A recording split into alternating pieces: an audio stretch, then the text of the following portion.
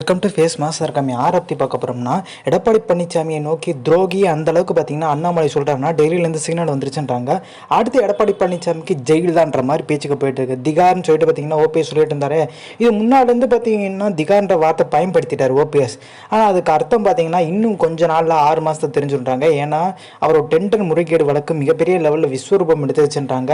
So அந்த நெருக்கடியை பயங்கரமாக சந்திக்க போகிறதா சொன்னாங்க. அந்த கேப்பில் தான் பார்த்தீங்கன்னா புது குழு கூட்டி சசிகலா போய்ச்சலா வரதுக்கு அதிக வாய்ப்புகள் இருக்கதா தகவல் வெளியிருக்கு. பட் இது எல்லாருமே பொதுவாக வதந்திங்க.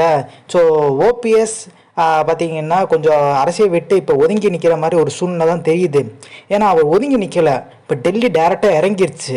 ஸோ இப்போ எடப்பாடி பழனிசாமிக்கு மிகப்பெரிய ஒரு ஆட்டம் காமிக்க போகுது. ஆனால் எல்லாரும் பார்த்தீங்கன்னா இந்த விவாத மேடையில் சொல்லும்போது இல்லைங்க திமுகவே அதிமுக இருந்ததை அப்படியே அண்ணாமலைவே எடப்பாடின்ற மாதிரி மாற்றுறாங்கங்க, அதுக்கு தான் முயற்சி பண்ணிட்டு வராங்கன்ற மாதிரி பேச்சுக்கு போயிட்டுருக்கு. ஆனால் அது உண்மை கிடையாது. இப்போ எடப்பாடியோட வழக்கு பார்த்தீங்கன்னா விஸ்வரூபம் எடுத்துச்சு, குறிப்பிட்டு டெண்டர் முறைகேடு.